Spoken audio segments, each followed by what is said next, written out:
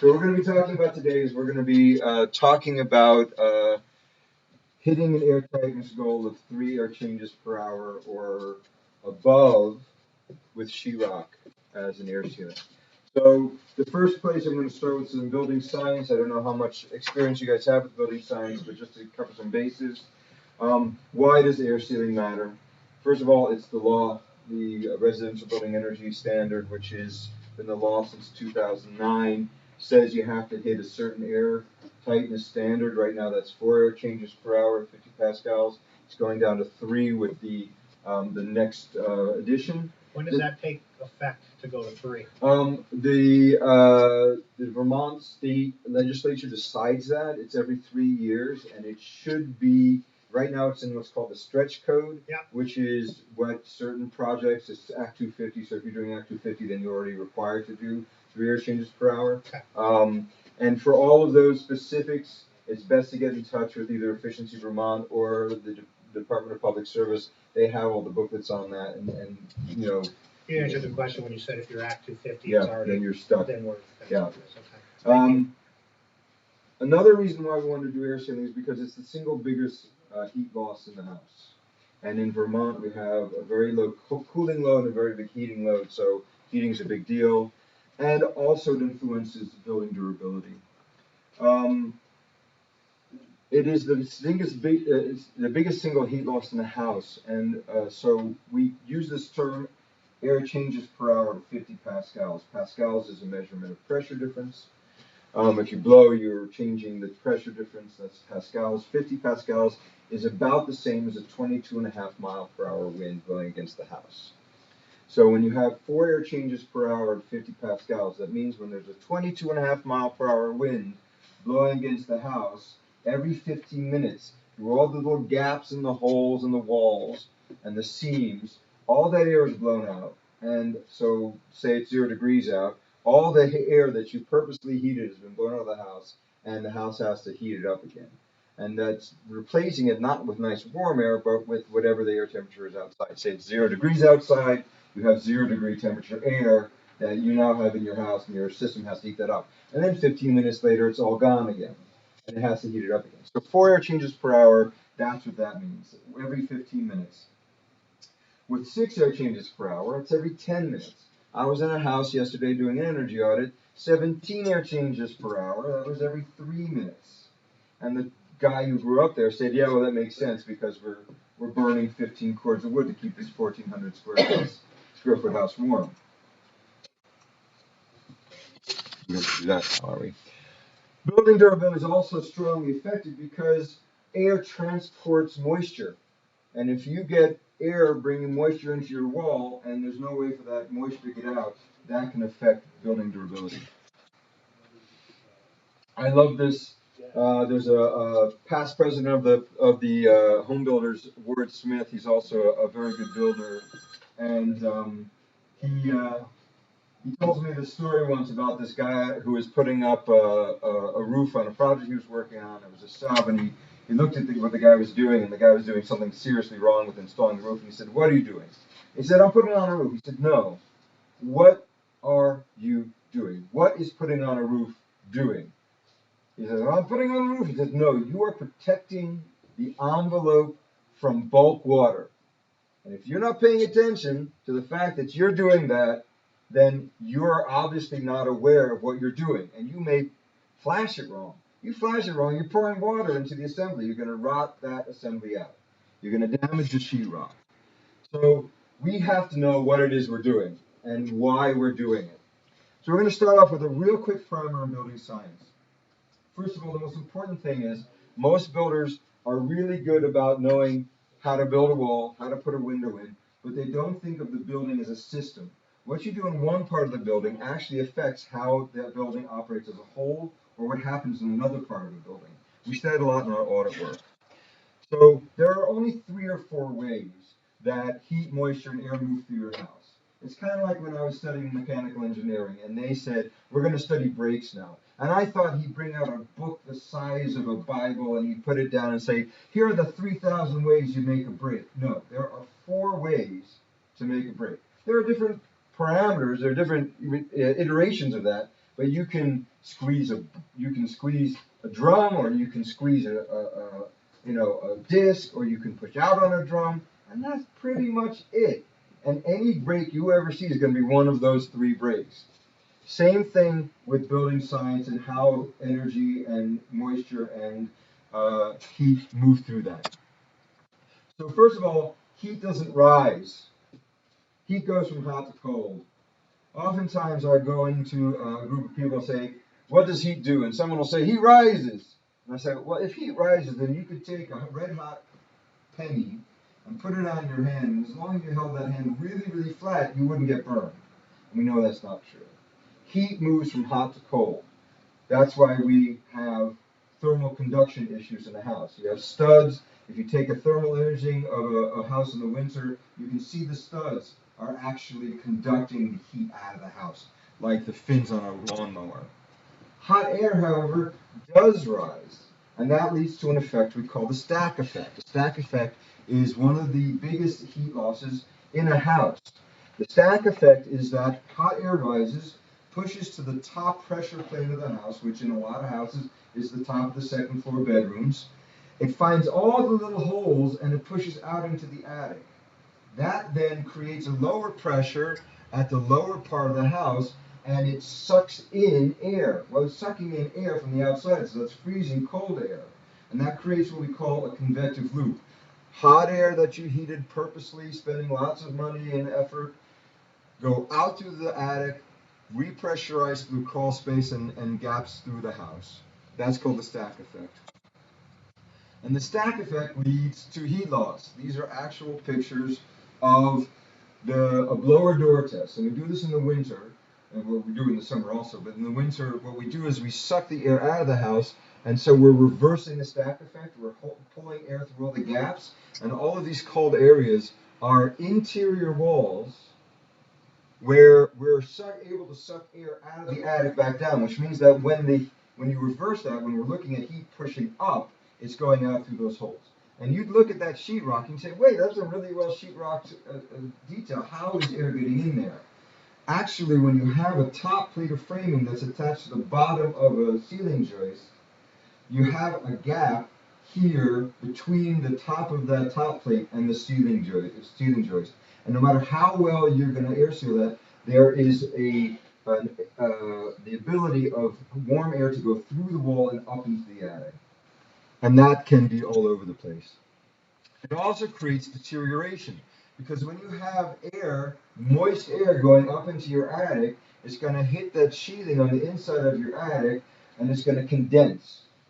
Any sheathing that stays more than 70% relative humidity for more than a year is going to get moldy, it's going to rot, and we all know that if you leave a piece of OSB on the lawn for a year, it's not going to be OSB when you get back, it's going to be a pile of mulch. So moisture acts like heat. It goes from an area of high moisture to an area of low moisture. And that's why we have what we call vapor drive. The next breakfast with the experts I'll be giving in July is going to talk about vapor drive and vapor control in walls and how we make walls safe. But when you're talking about vapor, in the winter, in our houses, it's moister in your house than it is outside. So without any air moving at all, the vapor moves through your wall trying to equalize, because nature hates imbalance. It's trying to create balance. So that moisture is being drawn by the lack of moisture outside. It's trying to moisten up the outside of Vermont. Well, it's never going to happen, but you're constantly adding moisture into your house. We breathe it out. Our combustion appliances do it. Your cooking does it. Your shower vents do it. And that then pushes through the latex paint on your wall, through your wall, and it hits the first coldest, what's called the first condensing layer, just like a cold Coke in the summer gets condensed on the outside. Same thing. And if that is able to condense on the outside and it gets trapped in there, that can once again cause durability issues. And by durability, I mean rot. Then we have air infiltration. That's what we were just showing. Air infiltration is all the small holes in your house and letting that air push through. And here we have a picture of wind, and you have wind creates a low pressure at the front and a high pressure at the back, kind of sucks it through. And that's what we're estimating when we're doing a blower door test. And once again, this is the 4 air changes per hour. It's every 15 minutes. This is a great image, and when you get the slides, you'll have a chance to look at this. This shows that if you have a piece of sheetrock, and you also have next to it a piece of sheetrock with a 1-inch hole in it, over a heating season, due to that vapor drive and due to air transporting that vapor through a piece of sheetrock without a hole in it, you get 1/3 quart of water through that sheetrock in that wall somewhere.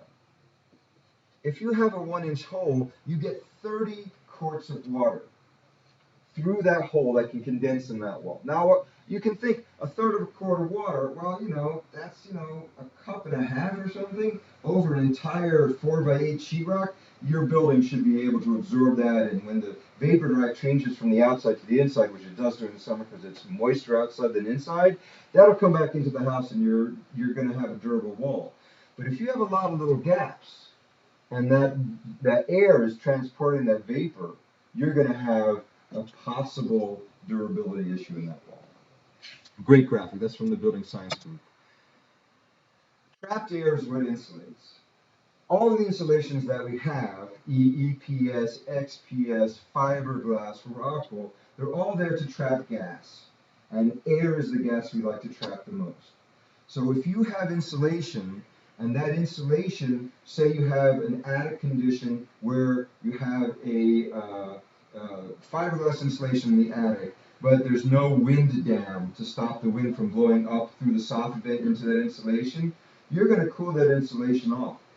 That insulation is no longer insulating your house. And here's a great image of that effect. Here we have a 2nd floor bedroom.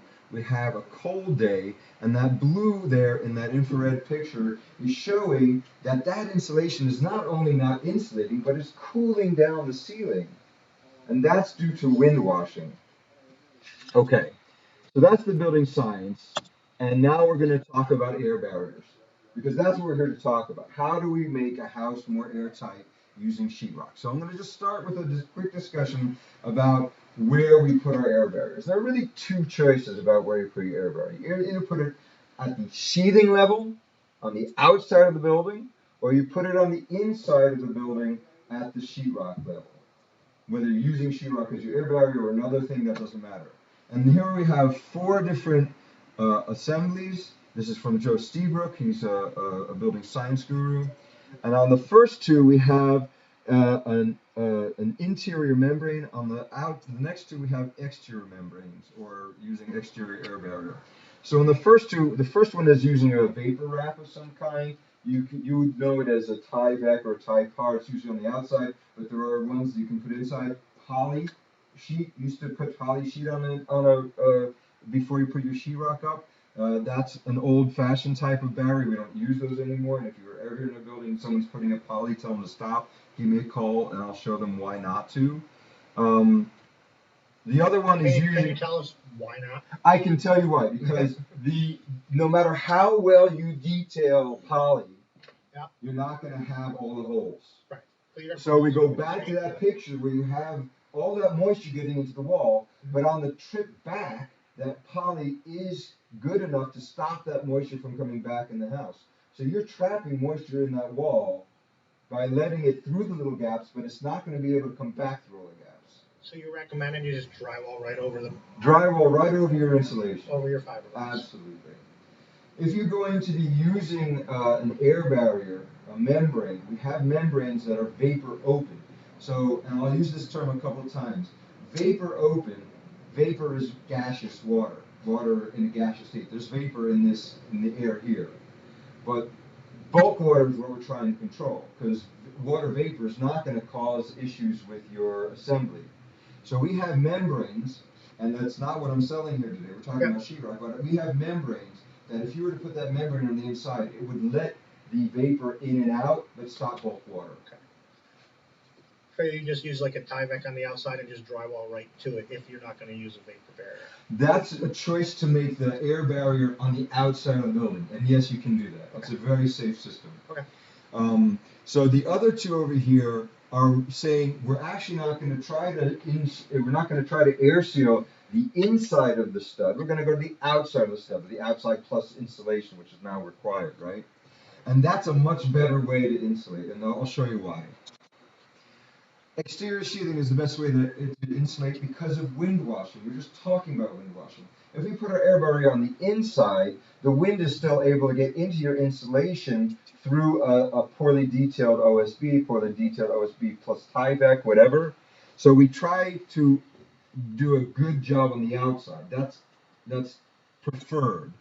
And I just took that same picture and I drew what happens to the insulation by coloring it. With the interior air barrier, you're going to have cold air in your insulation. Now, because your air barrier isn't great on the outside, I'm not worried about water getting trapped in there because the wind's going to come and take it out, right? One of the reasons we have 100-year, 200-year-old houses that aren't falling apart rotting is because there's 16 air changes per hour. That air, if moisture gets trapped in there, that air is just going to come and transport that away. That's no problem. That's the same thing with these first two assemblies. Your air barrier is on the inside, but your insulation is not being protected, so you're wind washing it. On the other one, our air barrier is on the outside, so it's on what we call the warm side of the assembly, so that we're not wind washing that. And here's a graph I got from Masonry Magazine showing the decrease in effectiveness of insulation based on air. So I went to Essex, I found a weather station in Essex, and I averaged out the average wind speed in Essex. It was 3.8 miles per hour. If I go to this graph and I draw a line at 3.8 miles per hour without an air barrier, right? So the air barrier is on the inside, so the insulation's getting washed. We're losing up to 40% of the effectiveness of that insulation. So if you have an R10 wall, you now have an R6 wall. That wall is not acting the way it says on the package, right? And if we have that air barrier, we're losing 8%. So that's really an important bit. And of course, if we have an 8 mile per hour day, our effectiveness is down to 40%, while we're still almost at 92% with the wind washing. So it's very important that we understand that the best way to air seal a building is from the outside. And you can use a Tyvek. I wouldn't use Typar just because it's very low in perms. It doesn't let moisture through very well. But if you're going to do that no stapling, that whole staple thing, every one of those holes is a permeation of your air barrier. So how do you secure it? You tape it. It's all taping. And we'd be happy to show you exactly how that works. Okay, sheetrock air sealing is a way to increase the air tightness of the building to hit your 3 air changes per hour for that stretch code. Once again, with the caveat that you'd rather have that air barrier on the outside. But if you're going to go with sheetrock, you can get down to 3 air changes per hour. I would not guarantee that you can get much below that because there's so many things going on in the building. And sheetrock, I always say this to my friends, what do people do with sheetrock? They hang pictures, they add fixtures, they put holes in it. So through the use of actually I'll go back one. Through the use of sheetrock, you're actually setting up the building to have a different air sealing number 10 years later than you do at the beginning because people are going to change it. They're going to knock a hole in it, someone's going to get angry, whatever. If you want to get better than 3 air changes per hour, and the types of houses that I design, the passive house standard, we have 0.6 air changes per hour is the standard, and I have seen houses that have actually tested out at 0.2 air changes per hour. Obviously, when you get down to that level of air tightness, you have to bring in mechanical ventilation to make sure that people have fresh air. But the ASHRAE standard is basically anything below 3 air changes per hour, 2 air changes per hour, you need mechanical ventilation. And that's not exhaust-only ventilation, because now your house is so tight, you're going to make those machines work too hard. You have to have a balanced ventilation system, like a Renew Air or something like that. So where the air barrier is important. Is it on the outside, is it inside? But it also needs to be contiguous. It needs to be something that no matter where you're looking, there's no gap in it. You're not running on the outside here and then jumping to the inside and then going around this, that, and the other. So that's really important. And it has to be made of materials that's going to stop air. So you're not going to make it out of homosote. right? You're not going to make it out of something that doesn't have an air barrier quality. Sheetrock does have that. A good half-inch layer of sheetrock with a latex paint over it is a pretty good air barrier if it's detailed properly.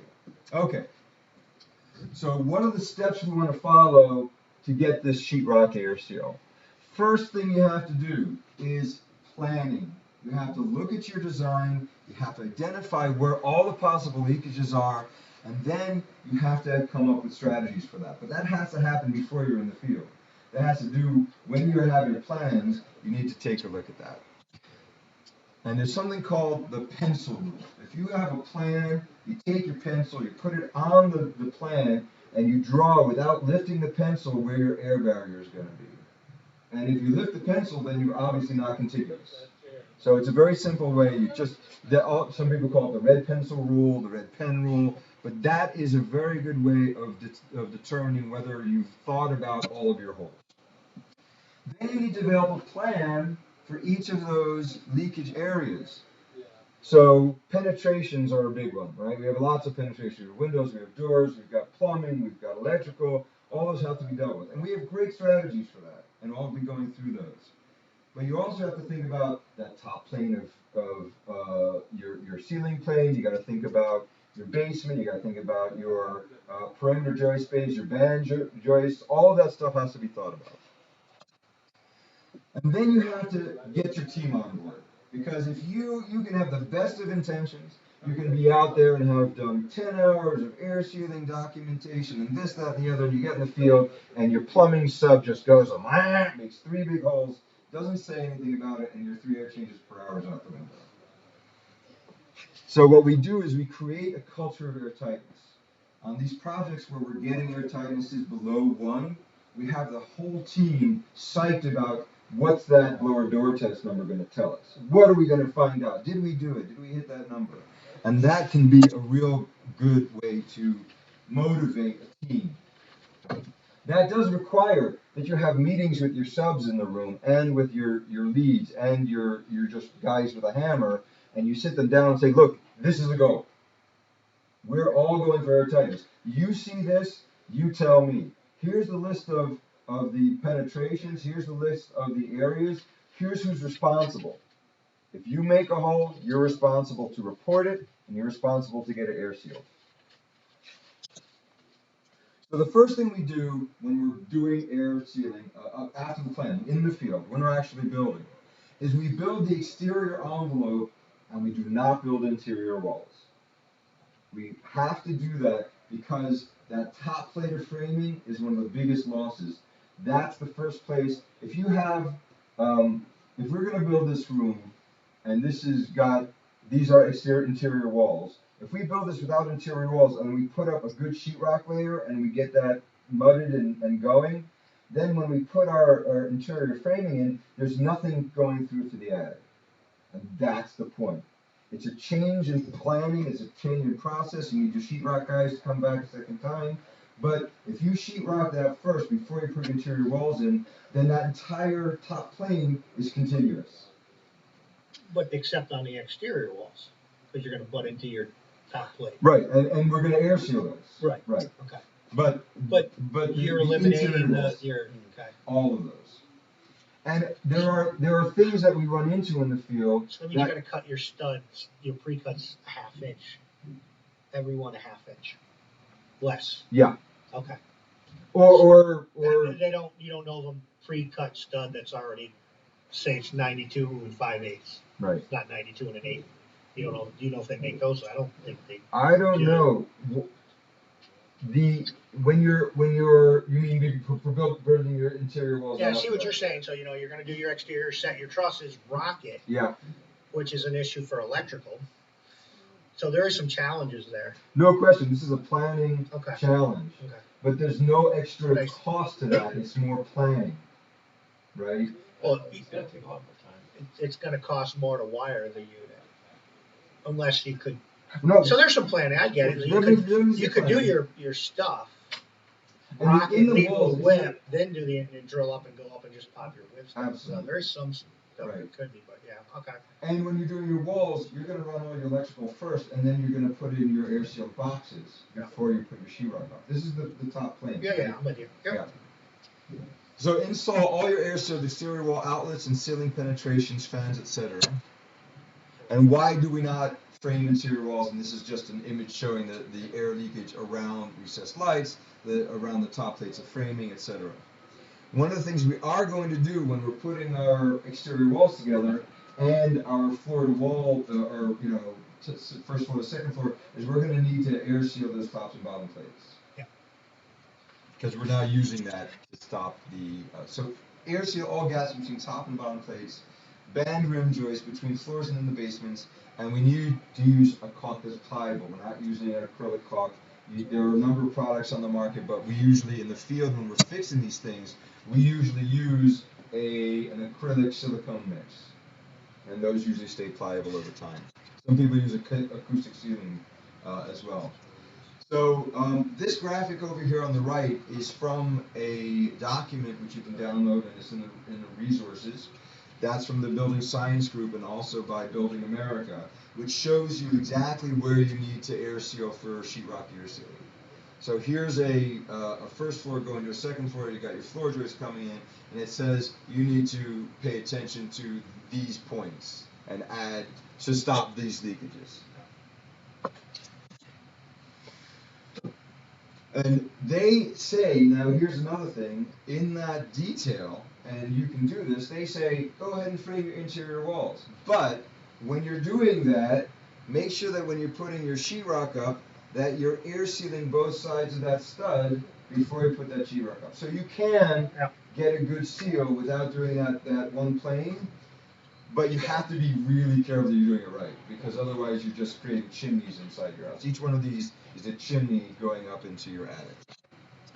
And then you install sheetrock on all exterior walls and ceilings, install flexible caulk around edges of the sheetrock and penetrations. And here's a detail from that same document, which is available, showing where you want to put your beads when you're putting your sheetrock up. Pretty straightforward. There's also a couple of videos that were put up that are in the resources, and the guy who does that, Maynard, he puts caulking on all of the interior studs. That's not necessary. As long as the perimeter of your sheetrock is sealed, you should be fine. Top, bottom, and around windows. Yeah, exactly. Around windows. Windows are a big deal. Yeah. And at the end, verify your work. Call me up. Call 15June Vermont. If you're enrolled in a 15June Vermont program, Energy Star, or any of those programs, they do it for free, right? So you can do it at low cost or no cost, but verify, right? And then put your interior walls up. Again, with the caveat that if you want to put your interior walls up at the beginning, then you have to air seal those top plates as you're coming through. And that's just... So, where's the weak part in this? The weak part of this whole thing is the crew. Yeah. The weak part of the people in the field doing it right, making sure that you have a culture of air sealing, really important. And this is a 475, it's a company that puts out a lot of air sealing products. They're in New York City, and they have these, they send them to you, you can put them up all over. It's an airtight building. No drilling, airtight construction. No cutting airtight membranes, report all penetrations to the supervisor. Have team meetings. At the team meeting saying, look, we're going for this air sealing. If you see somebody doing it, we're not tattletaling. We're trying to create a product here that's of a higher quality. Let's report it. I'm not going to call you out and say what a jerk you are. I'm just going to say, look, this is a learning moment. You need to learn that what we're trying to do doesn't allow you just to zip through the floor joist to the outside and leave a 3-inch hole. We got to air seal those. So let's look at some specifics on the air barriers and penetrations. Recessed lights and ceilings of the top floor. The first thing we try to do is convince the client that this is not necessary. If they are stuck with the idea of some kind of light sticking out of the wall, try to go with a surface-mounted light. After that, we have special covers that are used for air sealing these. This is a rock wool cover that goes over it. There are some people that make their own sheetrock boxes. There are people that make their own polyiso boxes. These cans, no matter how much they say they're airtight are not airtight. You have to have something else. Is that a requirement? A cover on a recessed can? If you're going to bury, well, the Cellulose. can, if it says IC, then it should be something you can bury in cellulose or something. Yeah. But for the air sealing, absolutely. I have pictures. I didn't put them in the presentation, but I have pictures of every house we've ever been. We've done over 250 houses a year, and we always get nice blue air leakage patterns. Even when the around can it. says IC and airtight, you're still getting leakage. Airtight is not. That is. My friend Jim tells me this great story. Jim Bradley, Kayla contractor. If you look at the title, it's AIRTITE. Right. It's not airtight the way you're supposed to spell it because it's just like organic if you spell it with a K. They're doing it because it's not following the actual rule. It's not really airtight. It's just weatherization plus or whatever. It's not a real term. It's not a scientific term. It's a marketing term. Versus water resistant. Yeah. So here we have the next one, advice on exterior penetrations, exterior wall outlets. We also see these all the time. One of the top 5 things we tell people to do is to air seal their outlets, and not with those gaskets. Those gaskets do not work. I have pictures. I have a video online. I'll happily share the link with you. We were at a client's house. We were taking a video of it, and there it is, taking a picture, air flowing through that light socket, and she takes it off, and there's that gasket. They just do not work.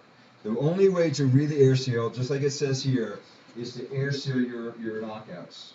You can do that with spot foam, or you can use one of these boxes, these little EPS boxes. You foam those, stick them in. That does the same thing. You can get expensive, or you can go cheap. But the cheap way works just as well. If you just have a can of foam and you consciously spot foam the knockouts, you'll be as good. And then the other thing is you have to use a flexible caulk at the sheetrock to box connection. Windows and doors. This is, again, you need to either use tapes or foam or caulk. The one thing I will say is that we have had some very airtight houses, like down to 1 air changes per hour, that were not able to hit the 0.6 air changes per hour because they use single part foam. Single part foam is an air resistor. It's not an air barrier. It doesn't skin over.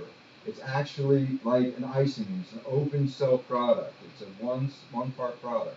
So if you're expecting to get a really tight number, you can't use a single part foam. You need to go double part. But for 3 air changes per hour, this is more than enough. Just make sure that they're consequent. Before you put your trim up, have someone go through and inspect those connections, make sure you're good, and the test will show it. If you're out there and you have someone come with the blower door with the infrared, they're going to say, where are those holes? Wire and pipe penetrations, you can do it with foam, or you can contact a company like 475 that sells these great EPDM gaskets. These are wire connections, these are pipe connections. I use them all the time. You can also use, oops, that one got flipped. Jeez, sorry about that. That Exto Seal. This is a acrylic bonding tape. So the tape that you usually get for sheathing and stuff, that's pretty much like the adhesive is an adhesive. An adhesive is something that off-gasses over time and loses its adhesion. Just like when you used to put cellophane tape, for your pictures in your book and your yearbook, and you go back 5 years later and the tape's all gone and your pictures are flying all over the place. The same thing. This is an acrylic bonding agent. Acrylic bonding agent actually is pressure activated, and it pushes into the top layers of the molecules of the substrate, and then it hardens. That's going to be on for 100 years. And the next day, if you try to rip this tape off, you're actually ripping the substrate off. It's amazing stuff. So the resources here, that's the spiel. The resources are that document on how to hang the sheetrock, airtight barriers. We also have a blog that the Green Building Advisor, I'm a big fan of Green Building Advisor and Building Science Group. They're both really good organizations. You do a lot of building. You can educate your people just by having them read the blogs. Here are the two Myron Ferguson videos that were put together by Joe of Light Construction. They're very good primers that give you a good view. And the EPS blocks that I showed are called energy blocks. I wouldn't use them if you're only going for 3 air changes per hour. And if you're going for lower than 3 air changes per hour, you're moving your air barrier to the exterior anyway. And you should be working with either a zip system that's well taped and detailed or something like that. But they're available. If you're interested in having someone who knows what they're talking about come in and look at your plans to help you go through the first couple of times when you're red penning the whole thing, you can give me a call, you can give Jim a call, or you can contact Efficiency Vermont. They'll all be really, I mean, Matt Sargent, Karen Bushy, all those people at Efficiency Vermont, they're very well versed in all of this.